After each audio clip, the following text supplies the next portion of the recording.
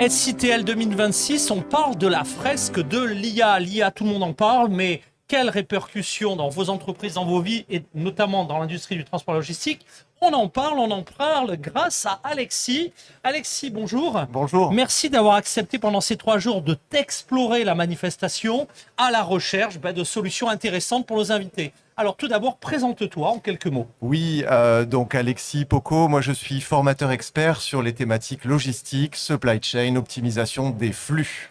Alors, tu es parti à la recherche. Première découverte aujourd'hui, eh bien, la fresque de l'IA. Pourquoi tu as retenu nos invités, Boris et Jérôme, ici même sur le plateau de Breaking News? Oui, alors j'ai retenu la fresque de l'IA parce que on a une approche qui va être assez ludique et qui parle d'une thématique qui est sur toutes les bouches, toutes les conversations en ce moment, l'IA.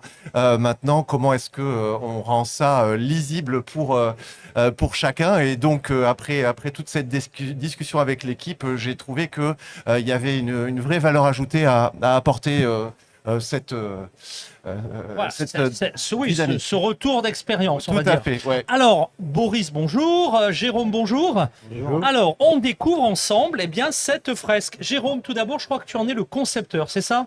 Oui, avec Nicolas Blanchon. Alors, en ce qui me concerne, moi, je suis philosophe et comparatiste et j'interviens fréquemment dans les organisations. Et il ne faut pas être grand clair pour comprendre que depuis maintenant des années, se pose le problème, particulièrement depuis novembre 2022, depuis la démocratisation de l'IA par OpenAI, se pose le problème de l'adoption de l'IA dans les entreprises, où chacun constate qu'il y a beaucoup de bienfaits, mais qu'il y a aussi, évidemment, de grandes difficultés. Voilà.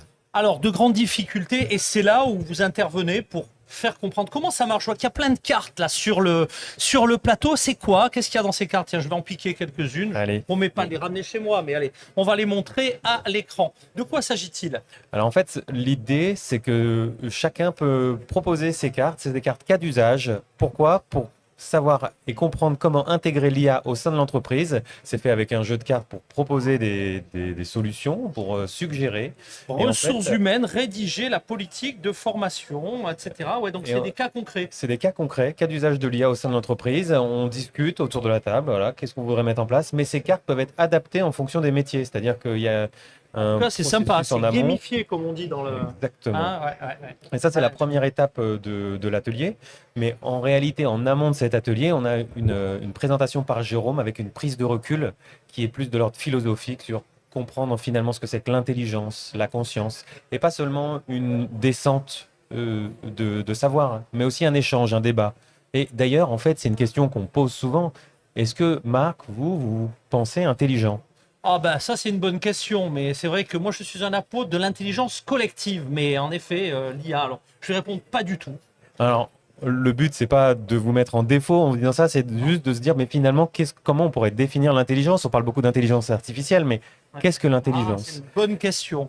Et cette réflexion, en l'ayant collectivement... On peut le définir parfois par l'inverse, qu'est-ce que la stupidité, mais ça n'est pas le sujet du jour. Ok, Et puis, il Jérôme. n'est pas certain que la stupidité soit l'inverse de l'intelligence. Ah, bon, ça rassure, Mais c'est ça pose le beaucoup débat est de lancé. Écoutez, alors on pourrait y passer des heures, mais l'idée c'est au contraire d'inviter les participants au salon et puis dans les semaines à venir à vous rejoindre dans d'autres lieux. En conclusion, messieurs, jusqu'à jeudi, on peut vous retrouver, on peut participer encore et on peut passer, ça marche directement, c'est bien ça? Absolument. Je vais laisser la main à Boris qui, lui, reste l'ensemble du salon.